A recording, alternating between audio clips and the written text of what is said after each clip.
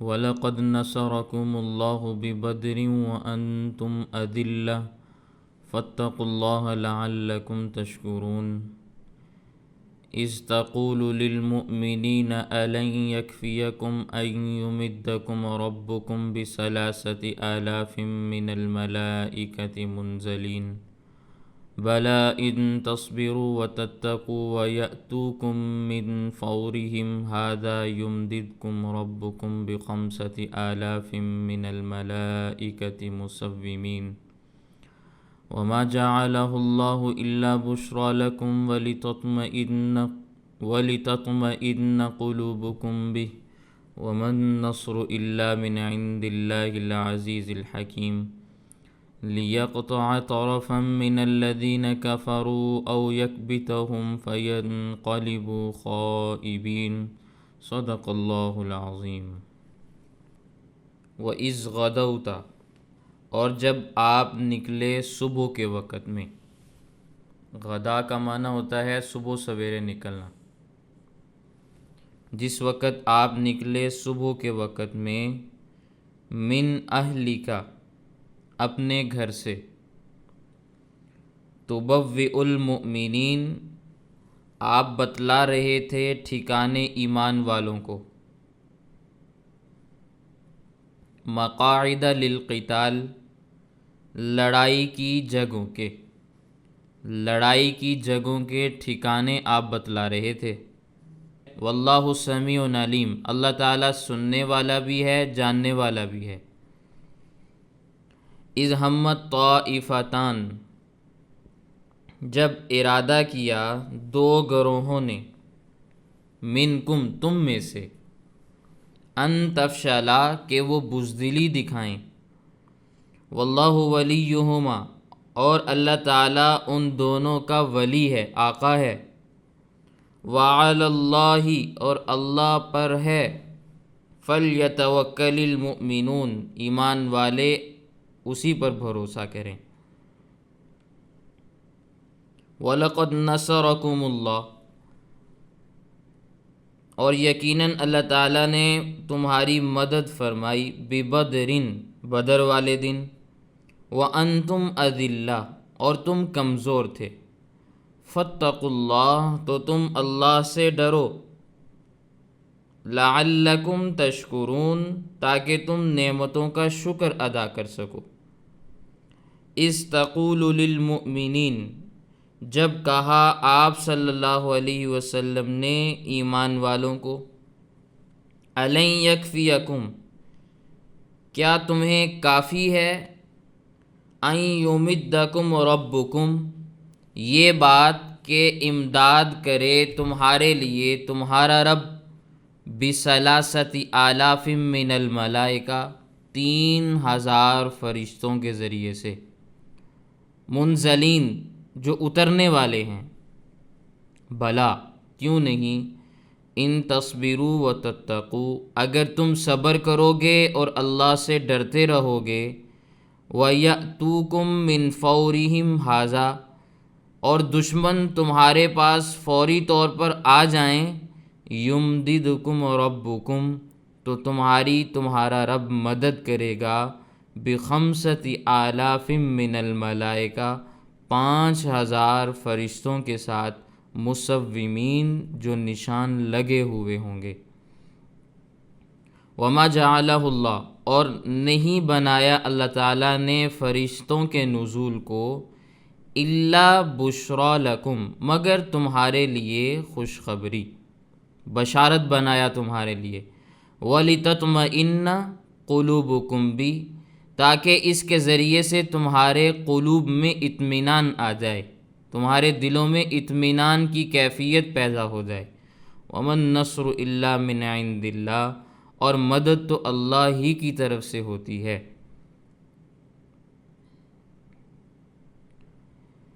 مدد اللہ ہی کی طرف سے ہوتی ہے، العزیز الحکیم، جو غالب بھی ہے، حکمت والا بھی ہے۔ لِيَقْطَعَ طَرَفًا مِّنَ الَّذِينَ كَفَرُوا، لِيَقْطَعَ طَرَفًا، تاکہ وہ ایک حصے کو کاٹ دے، من الذین کفروا، ان لوگوں میں سے جو کافر ہیں، او یکبتہم، یا انہیں ذلیل کر دے، فینقلبوا خائبین، تو وہ نامراد ہو کر واپس لوٹیں، ذلت اور خسارے کے ساتھ پھر وہ واپس لوٹ جائیں۔ یہ آیات کا ترجمہ ہے جو میں نے آپ کے سامنے آیات تلاوت کی تھیں۔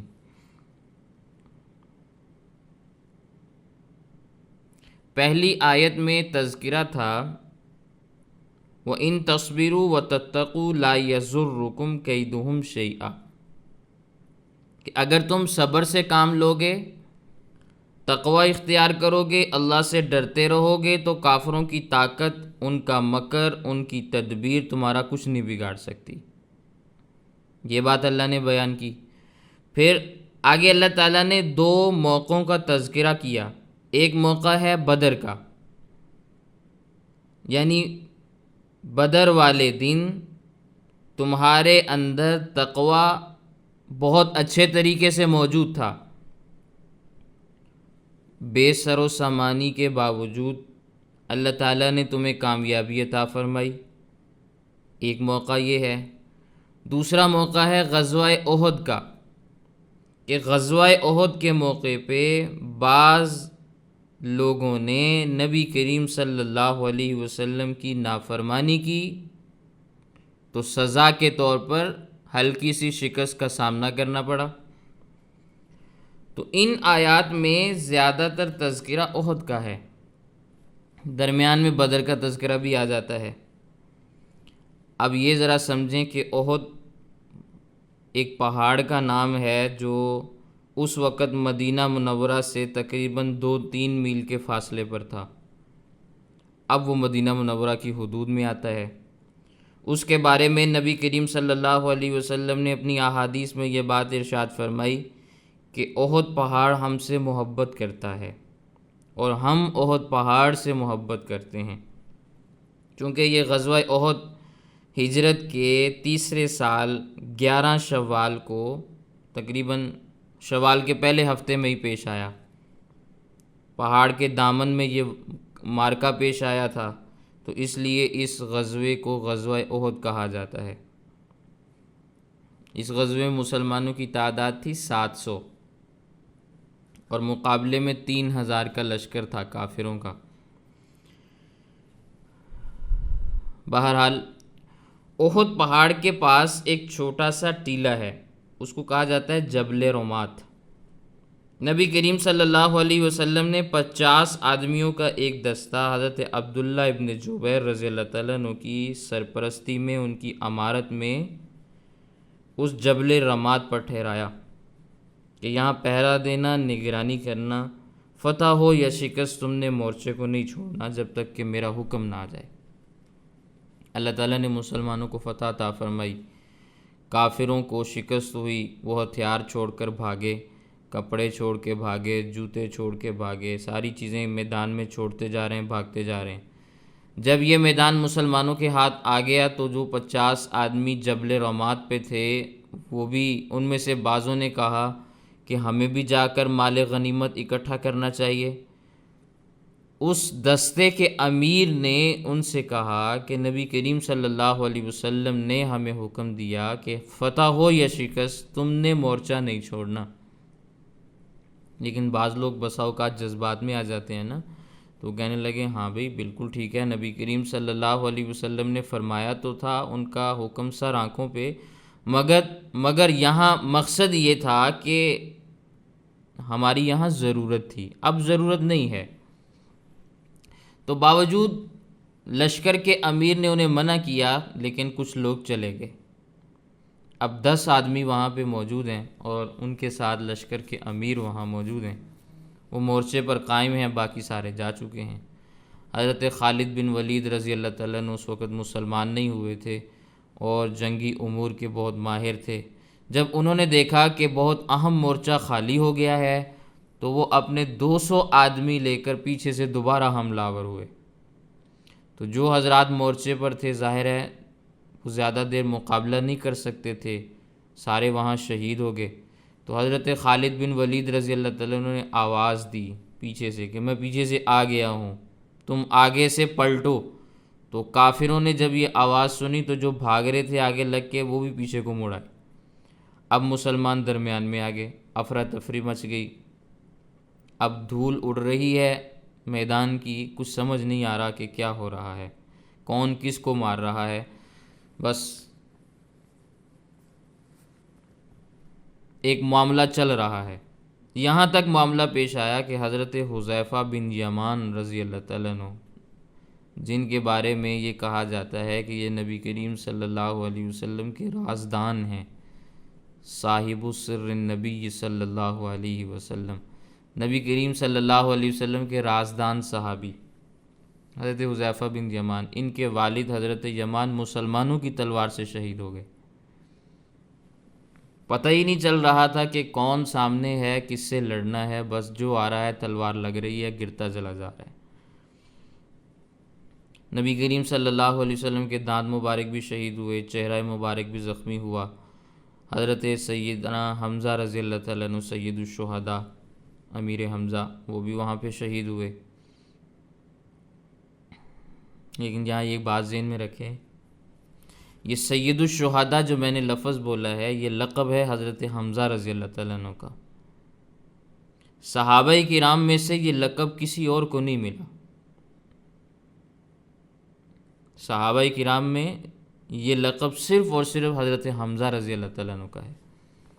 قرآن کریم کے اندر آتا ہے، اللہ تعالیٰ نے قرآن کریم میں یہ بات ارشاد فرمائی، وَيَقْتُلُونَ النَّبِيِّينَ بِغَيْرِ حق، لوگوں نے پیغمبروں کو ناحق قتل کیا۔ تو جو پیغمبر شہید ہوئے ہیں ان کا درجہ سب سے بلند ہے۔ پیغمبروں کے بعد اگر کوئی بندہ شہید ہوا ہے تو وہ سید الشہداء امیر حمزہ ہیں۔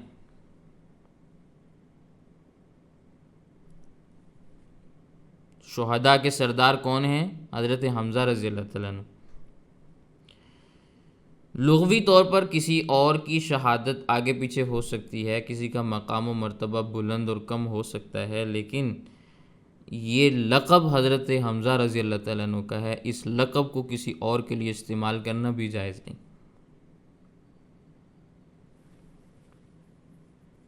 حضرت حمزہ رضی اللہ تعالیٰ عنہ سید الشہداء ہیں۔ تو ان آیات میں غزوہ احد کا تھوڑا سا تذکرہ آ رہا ہے۔ جس وقت نبی کریم صلی اللہ علیہ وسلم غزوہ احد کے لیے نکلے، اس وقت حضرت عائشہ رضی اللہ تعالیٰ عنہ کے حجرے میں نبی کریم صلی اللہ علیہ وسلم تشریف فرما تھے، وہاں سے آپ نکل کر گئے تھے۔ تو اللہ تعالیٰ یہ بات یہاں اس حوالے سے فرما رہے ہیں، وَإِذْ غَدَوْتَ مِنْ أَهْلِكَ،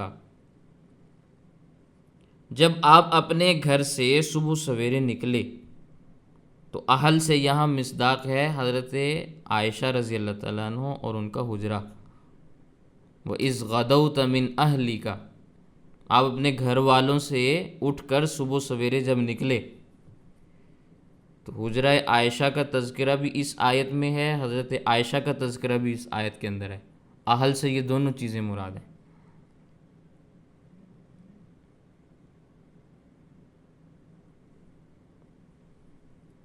تو گھر والوں کے پاس سے اٹھ کر کہاں چلے؟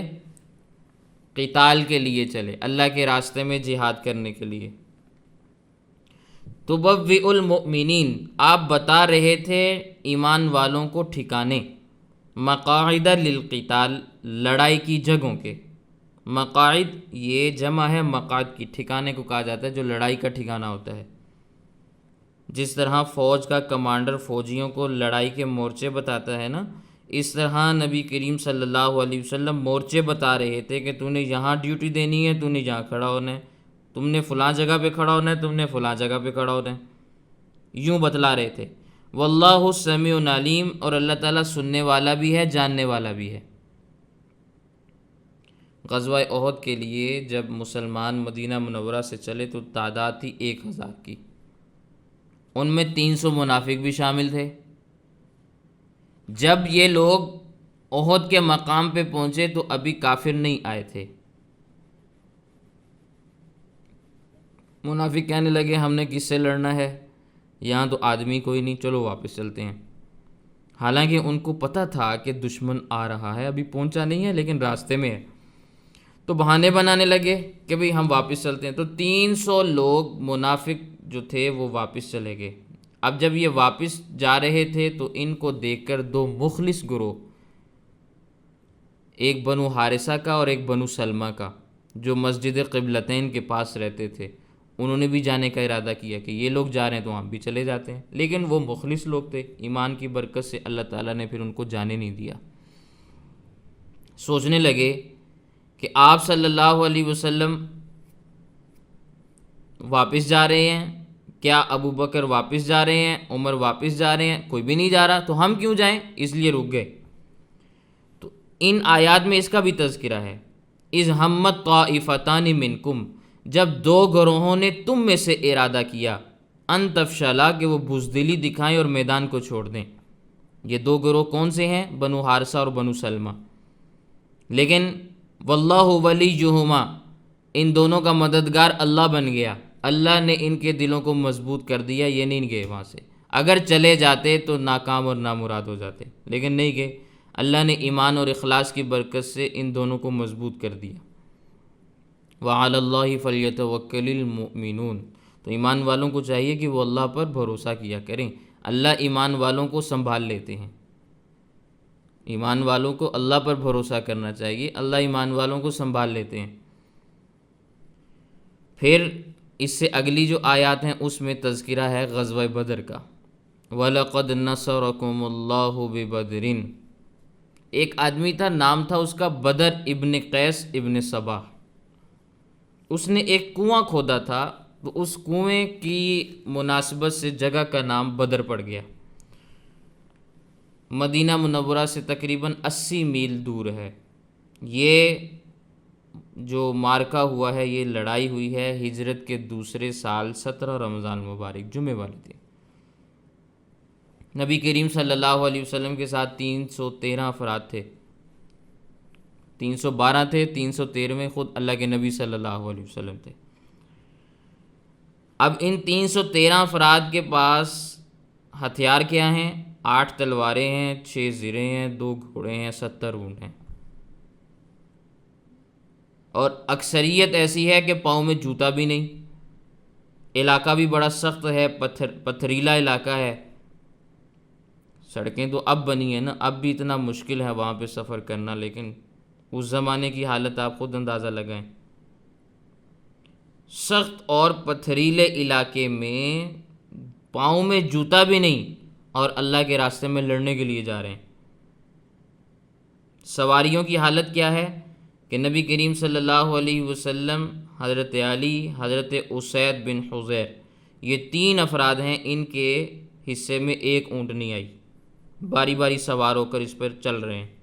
جب نبی کریم صلی اللہ علیہ وسلم کے چلنے کی باری آتی، یہ دونوں ساتھی کہتے ہیں حضرت ہم چلتے ہیں، آپ سوار رہیں۔ تو نبی کریم صلی اللہ علیہ وسلم فرماتے اللہ تعالیٰ نے مجھے بھی طاقت عطا فرمائی ہے، میں بھی پیدل چل سکتا ہوں، اللہ کے راستے میں اپنے پاؤں پر دھول میں بھی اڑانا چاہتا ہوں، میرے بھی کپڑے غبار آلود ہوں اللہ کے راستے میں، تو میں اپنی باری پر چلوں گا، لیکن جب میری باری سواری پر چڑھنے کی آئے گی تو میں اوپر چڑھ جاؤں گا۔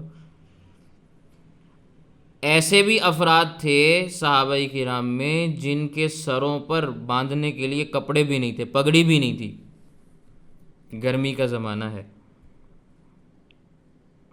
ایسے بھی تھے جن کے پاس کھانے کو کچھ نہیں تھا۔ جب بدر کے مقام پہ پہنچے تو پانی کے اوپر کافروں کا قبضہ ہو چکا ہے، صاف میدان مشرکوں نے اپنے قبضے میں لے لیا ہے۔ اب نبی کریم صلی اللہ علیہ وسلم اور آپ کے ساتھی ریت پر ہیں، پانی بھی نہیں ہے۔ آپ اندازہ لگائیں گرمی کے زمانے میں مٹی سے زیادہ ریت تپتی ہے، اور آدمی کے پاؤں میں جوتا بھی نہ ہو، ریت کے اوپر کھڑا ہونا مشکل ہو جاتا ہے، اور اوپر سے حلق میں پانی بھی نہ جائے۔ لمبا سفر کر کے آپ جائیں کسی جگہ پہ، جا کے کھڑے ہو جائیں ریت کے اوپر، اندازہ لگائیں کہ کیا صورتحال ہوگی۔ تو نبی کریم صلی اللہ علیہ وسلم نے جہاں جگہ ملی وہاں پڑاؤ ڈالا۔ 9ویں پارے سورۃ الانفال کے اندر آتا ہے کہ شیطان نے بعض لوگوں کے دلوں میں وسوسہ ڈالا کہ تم اچھے حق پہ ہو کہ تمہارے پاس پانی بھی نہیں، تمہیں ریت پر جگہ ملی، گرمی کے موسم میں تم ریت کے اوپر کھڑے ہو، کیسے تم حق والے ہو کہ تمہارے ساتھ اتنی تکالیف آ رہی ہیں، ہاتھ میں تمہارے کوئی چیز نہیں، کھانے کو تمہارے پاس کوئی چیز نہیں، پہننے کو تمہارے پاس چیز نہیں، پاؤں میں جوتا نہیں، تم کیسے حق والے ہو؟ یہ کیسا حق ہے جو ہمیں اس مقام تک لے آیا ہے کہ ہمارے یہ حالات ہو گئے؟ تو اللہ تعالیٰ نے بارش برسائی، ریت پتھر کی طرح سخت ہو گئی، ضرورت کے لیے پانی بھی جمع ہو گیا، جانور بھی پانی پینے لگے، مقابلے میں 1000 کافر تھے، ہر قسم کے اسلحے سے لیس تھے۔ نبی کریم صلی اللہ علیہ وسلم نے ایک مٹھی ریت اور کنکریوں کی بھری اور وشاحت الوجوہ، کافروں کے چہروں کی طرف پھینکی۔ قرآن کریم کے اندر آتا ہے وَمَا رَمَيْتَ إِذْ رَمَيْتَ وَلَكِنَّ اللَّهَ رَمَا۔ خاک، مٹھی کے اندر جو خاک تھی وہ نبی کریم صلی اللہ علیہ وسلم نے پھینکی۔ اللہ تعالیٰ فرماتے ہیں وہ آپ نے نہیں پھینکی تھی، ہم نے پھینکی تھی۔ جہاں جہاں کافر کھڑے تھے وہ ریت ان کی آنکھوں میں چلی گئی۔ یہ نبی کریم صلی اللہ علیہ وسلم کا معجزہ ہے، یہ نبی کریم صلی اللہ علیہ وسلم کا معجزہ ہے کہ ظاہری طور پر چھوٹی سی مٹھی ہے، اس کے اندر کتنے خاک اور کتنے کنکر آ جائیں گے، 1000 آدمی سامنے موجود ہیں، لیکن وہ نبی کریم صلی اللہ علیہ وسلم نے ہاتھ ان کی جانب بڑھایا، پھینکا، اللہ تعالیٰ نے اپنے فضل و کرم سے اس کو ہر کافر کی آنکھوں میں ڈال دیا۔ اب جب ہر سپاہی کی آنکھ میں خاک پڑی تو باوجود اس کے پاس اسلحہ ہے لیکن وہ پیچھے کو ہٹنے لگا۔ کسی کی آنکھ میں آپ چیز ڈالیں گے تو اس نے پیچھے کو ہی ہٹنا ہے نا۔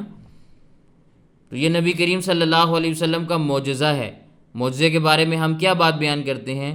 اللہ کا فعل ہے، نبی کے ہاتھ پہ ظاہر ہوتا ہے، کام اللہ نے کیا تھا، ہاتھ نبی کا استعمال ہوا ہے، معجزہ ہے نا۔ تو نبی نے تو بس پھینکنا تھا، ریت اٹھائی، کنکریاں اٹھائی اور پھینکی، بس وہ ڈالنا اللہ کا کام تھا، اللہ نے اپنے فضل و کرم سے وہ معجزہ کر دیا۔ تو اللہ تعالیٰ کی قدرت سے کنکریوں کے ریزے ہر کافر کی آنکھ میں ڈلے، سب آنکھیں ملنے لگے۔ ادھر مسلمانوں نے حملہ کر دیا، 70 کافر ایک ہی آن کے اندر قتل ہو گئے، گرفتار بھی ہو گئے، باقی بھاگنے لگے، بھاگنے کا بھی موقع نہیں مل رہا۔ تو اس غزوے میں 14 مسلمان شہید ہوئے، ان میں سے بھی 8 انصار میں سے تھے اور 6 مہاجرین میں سے تھے۔ آج بھی ان کی قبریں مقام بدر پر 4 دیواری کے اندر موجود ہیں۔ تو اللہ تعالیٰ فرماتے ہیں وَلَقَدْ نَصَرَكُمُ اللَّهُ بِبَدْرٍ، یقیناً اللہ نے تمہاری بدر میں مدد فرمائی تھی۔ وَأَنْتُمْ أَذِلَّةٌ، تم کمزور تھے۔ اذلہ ذلیل کی جمع ہے، ذلیل کا معنی ہوتا ہے کمزور، تعداد کے لحاظ سے، اسلحے کے لحاظ سے، ساز و سامان کے اعتبار سے تم بڑے کمزور تھے، لیکن اللہ نے تمہاری مدد و نصرت فرمائی۔ فَاتَّقُوا اللَّهَ، تو تم اللہ سے ڈرو، لَعَلَّكُمْ تَشْكُرُونَ، تاکہ اللہ کی نعمتوں کا تم شکر ادا کر سکو۔ اِذْ تَقُولُ لِلْمُؤْمِنِينَ، جب کہا آپ صلی اللہ علیہ وسلم نے ایمان والوں کو، أَلَنْ يَكْفِيَكُمْ، کیا تمہیں کافی نہیں ہے، أَنْ يُمِدَّكُمْ رَبُّكُمْ، کہ امداد کرے تمہارا رب، بِثَلَاثَةِ آلَافٍ مِّنَ الْمَلَائِكَةِ، 3000 فرشتوں کے ساتھ، منزلین، جو آسمان سے نازل ہوں گے۔ سورہ انفال میں 1000 فرشتوں کا تذکر آتا ہے، پہلے اللہ نے 1000 فرشتوں کا وعدہ فرمایا، کیونکہ کافر 1000 تھے تو مقابلے میں فرشتے بھی 1000، لیکن چونکہ کافر مسلمانوں سے 3 گنا زیادہ تھے تو اللہ تعالیٰ نے مزید وعدہ فرمایا کہ 3000 فرشتے اتاروں گا جو کافروں سے 3 گنا زیادہ ہوں گے۔ پھر عین جنگ کے دوران یہ خبر بھی آئی کہ کرز بن جابر فہری، کافر جس کا بہت سارے قبیلوں کے اوپر اثر رسوخ بھی ہے، وہ کافروں کی مدد کے لیے آ رہا ہے۔ اللہ تعالیٰ نے فرمایا اگر وہ گروہ آئے گا کافروں کی مدد کے لیے تو ہم 5000 فرشتوں کو آسمان سے نازل کریں گے۔ لیکن یہ مشروط تھا نا کہ اگر وہ آئے گا تو ہم بھی بھیجیں گے، نہ وہ آیا نہ اللہ نے 5000 نازل کیے، تو 3000 سے ہی کام ہو گیا، ٹھیک ہے، تو 3000 فرشتے نازل ہوئے۔ اب سوال یہ پیدا ہوتا ہے کہ فرشتوں نے لڑائی لڑی یا نہیں لڑی، اس میں اختلاف آ جاتا ہے۔ صحیح بات یہ ہے کہ فرشتے لڑائی میں شریک ہوئے۔ حضرت عبد الرحمن بن عوف رضی اللہ تعالیٰ عنہ بہت بڑے صحابی ہیں، فرماتے ہیں میں نے بدر کے موقع پہ 2 آدمیوں کو دیکھا، سفید کپڑے پہنے ہوئے ہیں، سفید پگڑیاں ہیں، ان کے ہاتھوں میں ایک دستہ ہے، اور وہ اس طرح سے کافروں کو مار رہے ہیں کہ وہ لگتی ہے اور وہ نیچے گرتے چلے جاتے ہیں۔ میں نے کہا یہ ہمارے آدمی تو نہیں ہے، ہمارے ساتھ تو نہیں آئے، تو ان میں سے ایک نے کہا اقدم حیزوم، اے حیزوم آگے بڑھ۔ حضرت عبد الرحمن بن عوف کہتے ہیں میں نے اس کا تذکرہ نبی کریم صلی اللہ علیہ وسلم سے کیا کہ اللہ کے نبی یہ کیا معاملہ ہے، میں نے یہ جملہ بھی سنا، میں نے ایسے افراد کو بھی دیکھا۔ تو نبی کریم صلی اللہ علیہ وسلم نے فرمایا وہ جبرائیل اور میکائیل تھے۔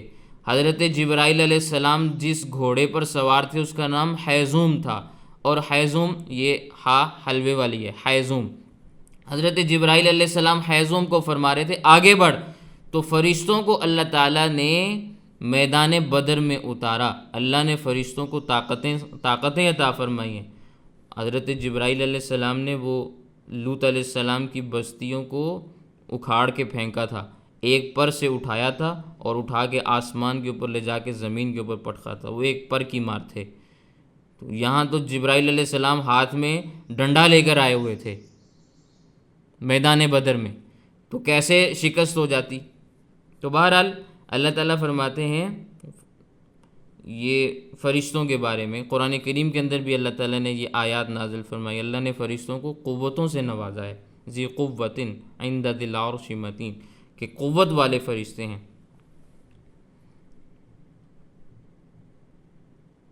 تو فرشتوں کو اللہ تعالیٰ نے قوتوں کے ساتھ آسمان سے زمین پر نازل کیا مسلمانوں کی مدد کے لیے۔ تو اب اللہ تعالیٰ فرما رہے ہیں اے مسلمانوں اگر تم صبر کرو گے، ڈرتے رہو گے، تقوی کے ساتھ رہو گے، تو اللہ تعالیٰ تمہاری ایسے ہی مدد فرماتے رہیں گے۔ وہ علامہ اقبال نے بھی کہا تھا نا، فضائے بدر پیدا کر فرشتے تیری نصرت کو، اتر سکتے ہیں گردوں سے قطار اندر قطار اب بھی۔ فضائے بدر پیدا کرو، تو مسلمان یہ فضائے بدر کیسے پیدا ہوتی ہے؟ صبر کرنے سے، تقوی اختیار کرنے سے۔ آج ہمارے اندر صبر بھی نہیں ہے، تقوی بھی نہیں ہے، دونوں چیزیں نہیں ہیں، اس لیے فضائے بدر پیدا نہیں ہوتی۔ تو مسلمان اللہ سے ڈرے، اللہ کے احکامات کی پابندی کرے، تو فرشتے آج بھی اس کی مدد کو آسمان سے اترتے ہیں۔ لیکن کمی ہمارے اندر ہے، اللہ کی رحمتوں میں کمی نہیں ہوتی، اس لیے فرمایا بھلا کیوں نہیں، ان تصبروا وتتقوا، اگر تم صبر کرو گے، اللہ سے ڈرتے رہو گے، وَيَأْتُوكُم مِّن فَوْرِهِمْ هَٰذَا، دشمن تمہارے پاس فوری طور پر آ جائیں تو اللہ کی مدد بھی فوری آئے گی۔ یعنی یہ کرز ابن جابر فہری کا لشکر اگر ابھی آ جائے تو یمددکم ربکم، تمہارا رب تمہاری مدد کرے گا، بخمسۃ آلاف من الملائکۃ مسومین، 5000 فرشتوں کے ساتھ جو نشان لگے ہوئے ہوں گے۔ جس طرح فوجیوں کو بیج لگے ہوئے ہوتے ہیں نا، کسی کے 1 بیج لگا ہوتا ہے، کسی کے 2 ہوتے ہیں، کسی کے 3 عہدوں کے اعتبار سے، اسی طرح فرشتوں کی فوج بھی آئے گی، بیج لگے ہوئے ہوں گے، نشان لگے ہوئے ہوں گے کہ یہ فرشتوں کا کمانڈر ہے، یہ فلاں چیز میں ماہر ہے، اس انداز کے اندر فرشتے آئیں گے۔ وما جعلہ اللہ، اور اللہ تعالیٰ نے فرشتوں کے نزول کو نہیں بنایا مگر بشرا لکم، تمہارے لیے خوشخبری، وَلِتَطْمَئِنَّ قُلُوبُكُمْ، تاکہ اس کے ذریعے تمہارے قلوب میں اطمینان پیدا ہو جائے، تمہارے دل مطمئن ہو جائیں کہ ہمارے ساتھ فرشتے بھی ہیں۔ اور یہ بات یاد رکھیں، یہ فرشتے کیا ہیں؟ اللہ کی مخلوق ہیں، اللہ کی مخلوق ہے نا۔ وَمَن نَّصْرُ إِلَّا مِنْ عِندِ اللَّهِ، یہ مخلوق مدد نہیں کرتی، اصل میں مدد اللہ کرتے ہیں۔ اس مخلوق سے بھی کچھ نہیں ہوتا۔ فرشتے اللہ نے نازل کیے ہیں لیکن عقیدے کی اصلاح بھی ساتھ ساتھ کی ہے، ان فرشتوں سے بھی کچھ نہیں ہوتا اگر اللہ نہ چاہیں۔ سمجھ آ رہی ہے میری بات؟ وَمَن نَّصْرُ إِلَّا مِنْ عِندِ اللَّهِ العزیز الحکیم، مدد تو اللہ کی طرف سے آتی ہے، اللہ کے پاس غلبہ بھی ہے، اللہ کے پاس حکمت بھی ہے۔ حکمت کے ساتھ فیصلے کرتے ہیں کہ کہاں ہم نے کس کو اتارنا ہے، کس کے ساتھ کیسے مقابلہ کرنا ہے، کس کو کیسے فتح اور کس کو کیسے شکست دینی ہے، حکمتوں کے فیصلے ہوتے ہیں۔ حکیم ذات ہے، غالب بھی ہے کہ ہر قسم کی طاقت قوت اختیار اس کے پاس موجود ہے، وہ جس کے ساتھ جو چاہے جب چاہے جیسے چاہے ویسے کر لے، غالب بھی ہے۔ لیقطع طرفاً، تاکہ کاٹ دیں وہ ایک حصہ، من الذین کفروا، ان لوگوں میں سے جو کافر ہیں، 70 ایسے کافر جو کفر کی جڑ میں تھے، کفر میں مبتلا تھے، وہ بدر کے موقع پہ مارے گئے۔ او یکبتہم، یا اللہ تعالیٰ ان کو ذلیل کر دے، 70 ان میں سے گرفتار بھی ہوئے، باقی بھاگے، بھاگتے ہوئے بھی ان کو راستہ نہیں ملا۔ فینقلبوا خائبین، وہ نامراد ہو کر لوٹ گئے۔ لیقطع طرفا من الذین کفروا، کافروں کے تینوں گروہوں کا تذکرہ، بعض ایسے ہیں جو مارے گئے، 70 مارے گئے، لیقطع طرفا من الذین کفروا، یہاں ان کا تذکرہ۔ او یکبتہم، یہاں گرفتار ہونے والوں کا تذکرہ، 70 گرفتار بھی ہوئے۔ فینقلبوا خائبین، باقی کیسے لوٹے؟ ناکام اور نامراد ہو کر، ذلیل اور رسوا ہو کر بھاگے۔ تو یوں اللہ تعالیٰ نے مسلمانوں کو فتح دی، کافروں کو شکست دی، اور ان کی شکست کو سرعام بیان بھی کیا کہ ہم نے ایسے کیا تمہارے ساتھ۔ اب یہ بھاگنے والے جب گھروں میں پہنچے تو شرم کے مارے کئی مہینے گھروں سے نہیں نکلے۔ عورتیں تانے دیتی تھیں کہ تمہارا باپ مر گیا، تمہارا بھائی مر گیا، تو بھی مر جاتا، بھاگتا تو نہ وہاں سے۔ تو اس طرح سے اللہ تعالیٰ نے ان کو ناکام اور نامراد اور ذلیل و رسوا کر دیا۔ لیکن چونکہ مسلمانوں کی طرف تقوی اور پرہیزگاری بہت اعلیٰ معیار کی تھی، تو اللہ تعالیٰ نے بے سر و سامانی کی حالت میں بھی ان کی مدد فرمائی۔ تو اگر آج کے اس زمانے میں بھی مسلمان تقوی اور پرہیزگاری اختیار کر لیں تو بے سر و سامانی میں اللہ آج بھی ان کی مدد کرتے ہیں، اللہ آج بھی مدد کرتے ہیں، لیکن تقوی اور پرہیزگاری اختیار کرنے کی ضرورت ہے۔ اس کا یہ ہرگز مطلب نہیں ہے کہ آپ یہ کہیں کہ جو افراد میدان کے اندر اترنے والے ہیں، جہاد کرنے والے ہیں، ان کو آپ یہ کہیں کہ بھی تم تقوی اختیار کرو، تمہاری مدد کے لیے فرشتے خود ہی اتر جائیں گے، مجھے پیسے دینے کی ضرورت نہیں، مجھے جہاد کے لیے مال دینے کی ضرورت نہیں، مجھے جہاد کے لیے کچھ اور چیز مہیا کرنے کی ضرورت نہیں، تم اللہ سے مانگو، اللہ تمہیں خود ہی دے دیں گے۔ اس کا یہ ہرگز مطلب نہیں۔ آپ کے ذمے جو تقاضا ہے وہ آپ نے پورا کرنا ہے، آپ پورا نہیں کریں گے آپ بھی ناکام اور نامراد ہوں گے۔ تقوی تو آپ میں سے بھی پھر نہ رہا، پرہیزگاری آپ کے اندر سے بھی ختم ہوگی نا۔ پرہیزگاری تقوی ہوتا تو پھر آپ یوں تو جملہ نہ کہتے اپنی زبان سے۔ سمجھ آ گئی میری بات؟ تو یہ چند ایک آیات تھیں جو میں نے آپ کے سامنے عرض کی ہیں۔ اللہ تعالی ہمیں بات سمجھنے کی توفیق عطا فرمائے۔ آیات کا ترجمہ دوبارہ دیکھ لیں اور پھر انشاءاللہ باقی سبق کل پڑھیں گے۔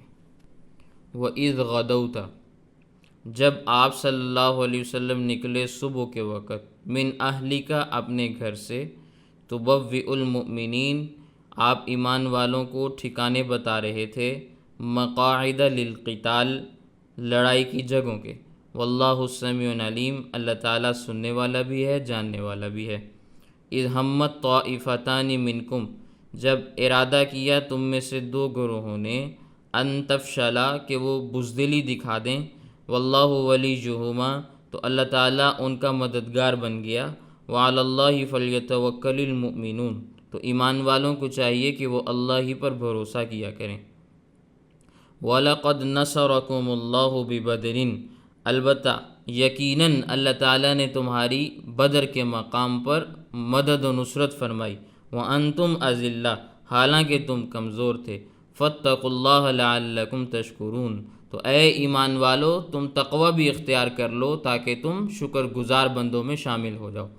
اِذْ تَقُولُ لِلْمُؤْمِنِينَ، جب کہا آپ صلی اللہ علیہ وسلم نے ایمان والوں کو، أَلَنْ يَكْفِيَكُمْ، کیا تمہیں کافی نہیں ہے، أَنْ يُمِدَّكُمْ رَبُّكُمْ، کہ تمہارا رب تمہارے لیے نازل کرے، بِثَلَاثَةِ آلَافٍ مِّنَ الْمَلَائِكَةِ، 3000 فرشتوں کی جماعت، منزلین جو آسمان سے نازل ہوں، بلا کیوں نہیں، ان تصبروا وتتقوا، اگر تم صبر کرو گے اور تقوی اختیار کرو گے، وَيَأْتُوكُم مِّن فَوْرِهِمْ هَٰذَا، تو تمہارے پاس اگر کوئی دشمن فوری طور پر بھی آتا ہے، يُمْدِدْكُمْ رَبُّكُمْ، تو تمہارا رب بھی تمہاری مدد کو فوری آئے گا، بِخَمْسَةِ آلَافٍ مِّنَ الْمَلَائِكَةِ مُصَوِّمِينَ، 5000 فرشتوں کے ساتھ جو نشان زدہ ہوں گے۔ وَمَا جَعَلَهُ اللَّهُ إِلَّا بُشْرَىٰ لَكُمْ، اور فرشتوں کے نازل کرنے کو اللہ نے تمہارے لیے خوشخبری اور بشارت بنایا ہے، وَلِتَطْمَئِنَّ قُلُوبُكُمْ بِهِ، تاکہ اس کے ذریعے تمہارے قلوب میں اللہ تعالیٰ اطمینان کی کیفیت کو پیدا کر دیں۔ وَمَا النَّصْرُ إِلَّا مِنْ عِنْدِ اللَّهِ، مدد تو اللہ کی طرف سے آتی ہے، العزیز الحکیم، جو غالب بھی ہے حکمت والا بھی ہے۔ لِيَقْطَعَ طَرَفًا مِّنَ الَّذِينَ كَفَرُوا، کاٹ دیا کافروں میں سے ایک حصے کو اللہ تعالیٰ نے، او یکبتہم، اور ان میں سے بعضوں کو اللہ تعالیٰ نے ذلیل کر دیا، گرفتار ہو گئے، فینقلبوا خائبین، بعض ان میں سے ایسے تھے جو نامراد ہو کر، ذلیل و رسوا ہو کر واپس پلٹ گئے۔